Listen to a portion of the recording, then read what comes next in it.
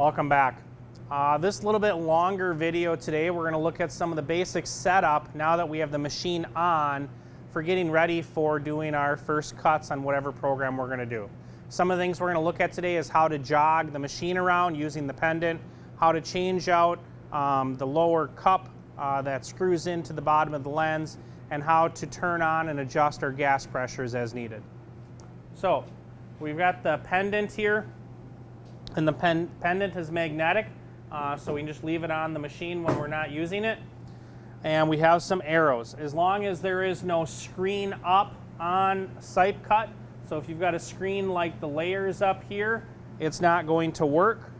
So we're going to need to close that, and with that up, this machine will start working by just pressing the arrows left, and it goes left, forward towards us, it comes forward towards us. If we hold the fast button while we do that, so fast, holding it, and then hit the left arrow, it goes quicker. Holding fast, forward arrow, it comes forward. One of the things I want you to be cautious of anytime you are moving around is that there is nothing in the way of the head as you're moving around the table. If there happens to be some tools or a toolbox or a stack of metal, we need to make sure we're not coming close to that as we're moving around. So again, we've got the fast button we're holding, left arrow, forward arrow, and then we can go slow if we really want to dial in a location for where we're trying to go. So that is quickly moving around with the pendant.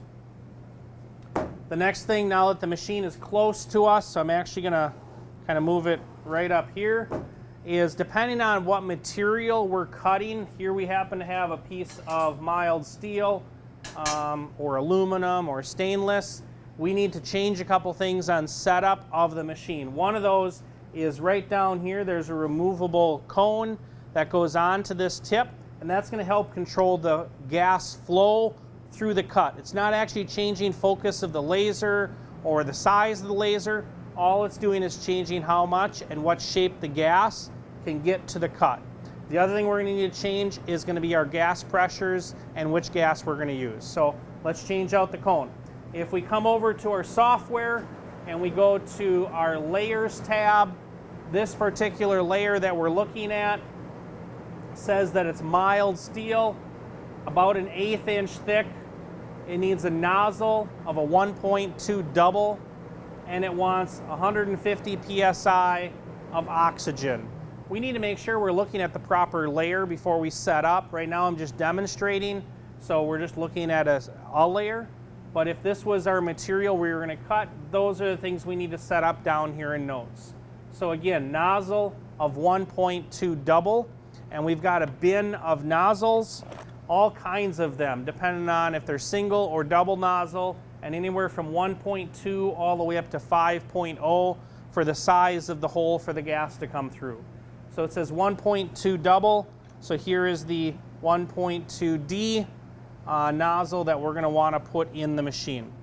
So I'm going to come back over here, and I'm going to, making sure my fingers are clean before I do this, unscrew the very bottom.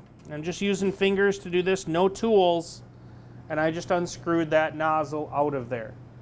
The double nozzles are actually chrome in color on the one side, and they've kind of got this insert inside of the hole right there. If I briefly grab a single nozzle, so just for reference, here is a single, and it is copper in color, and on the back there is no insert in that hole. So if I grab those two and compare them, a double is on my left and a single is on my right. You can see the inserts, and the other side is chrome versus not chrome. The thing that we want to keep care of as I drop it there is we want to make sure that this surface right here does stay flat. So if we do ding up that surface or clog it up, that is something we want to take care of. All right, so I just pulled this, and they're also labeled on the very bottom here. It's actually engraved single S 2.0, so single 2.0, and that's what this case right here is for that one. So I'm going to put that one back because I was just showing that. What I brought out of the machine was a double 1.5. And remember what I said we're putting in there is a double 1.2. So I'm going to open up the 1.2 case, carefully set it out, verify the back says double 1.2, and then I'm going to screw that in to the bottom of the nozzle. Again, just using my fingers. If it doesn't go, you might not be straight on the threads, so definitely make sure that you're not cross-threading that. You're making sure it's on straight. It's just a finger tight when you're done. There are some knurled rough edges on here to help you get your fingers on that. Make sure you don't drop it ideally as you're doing it. Make sure you put the one that you took out back in its case. This particular one that came with the machine, so there was no case for the 1.5 double, but I'm going to put them all back with my supply. That way you don't have parts laying around getting misplaced. And now that we have our lens in here, we're ready to set up that machine. One of the first things you need to do with the new nozzle when you put it in there is the machine needs to know where its zero is in relationship to the thickness of the material you're cutting.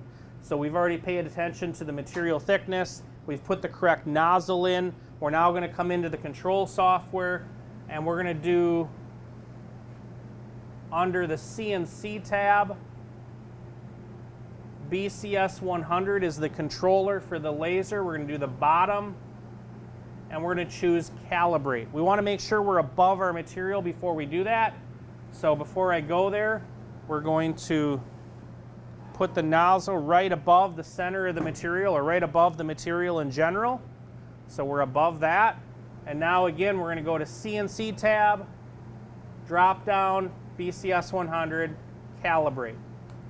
It's going to say, are you sure you want to do that? So it's one more time to double check that nothing is under the nozzle that it's not supposed to be, and you should have material under it. Don't do this without any material there. Once I say yes, it's going to open a window and start moving the head down. So it's checking some data, it's moving the head down, and just kiss the top of that plate twice and come away. And then it comes over here and says, all right, I've got that set. We're going to hit enter. And then we can close the window. It has now set up the machine with that nozzle and that material for that height.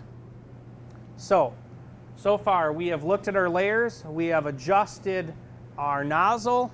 We've learned how to move the machine around with the pendant. The next thing is going to be doing our gas pressures. So we're going to go back into that layers tab. Again, make sure you're doing this with the correct layer. In a future video, I'll show you how to open that up. But here's for mild steel. We got the nozzle done, 1.2 double. Next thing is oxygen, 150 psi. So we have 3 gases we can bring into the Boss laser. On the wall over here, we have shop air with the big black unit. So that's going to be shop air if it says that. And over here, we have 2 cradles of gas tanks. The front one here is oxygen, and it says it right here on the tank, oxygen. And the back one, if you can come over with the camera, is nitrogen. And it says it on those tanks, nitrogen. These here are hosing in from the, piping in from the cradle to the gauges. And I've got the gauges labeled as well, nitrogen or oxygen. So make sure we're playing with the correct setup when we're doing this. This one said oxygen, so we're going to come over here and turn on the oxygen cradle. I do it slowly just so it fills stuff up. I don't want it to crank it right away. And then we want to make sure that that cradle's all the way open. If we don't have any pressure, maybe one of the tanks are empty and we have to open another tank, could be the possibility. Okay, we're going to come over here and we're going to look at our pressure on the gauge.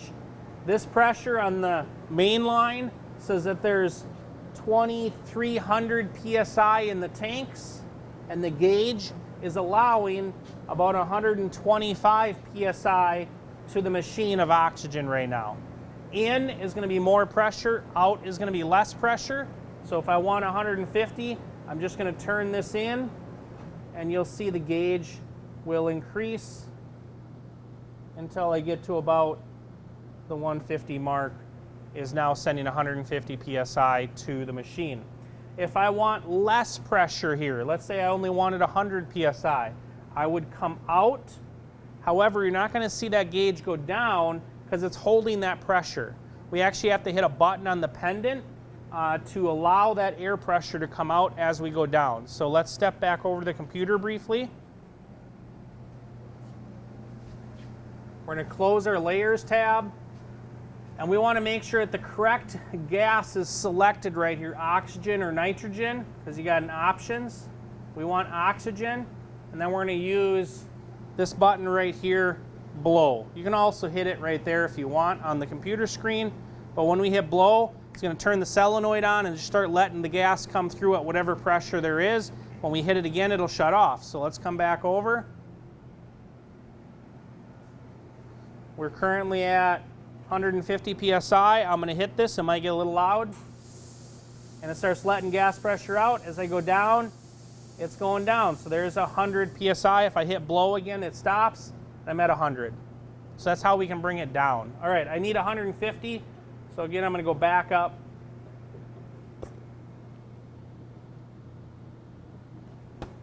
To 150. All right, we have brought our machine forward. We have looked at the layers to see what nozzle, and we've changed that nozzle accordingly. We looked at the layers to see what gas and pressure we need and turned on the cradle and adjusted that gas.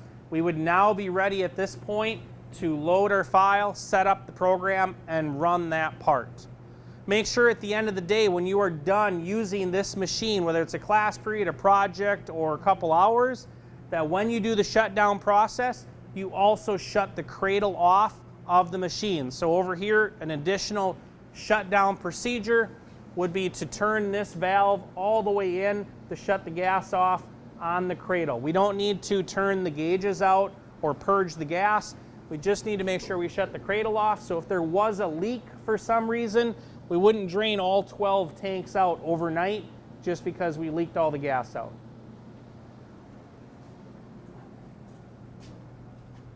So with that, hopefully this video helps you get your project set up. In our video to come, we're going to be opening a CAD file and hopefully cutting that part out of some metal. Thank you.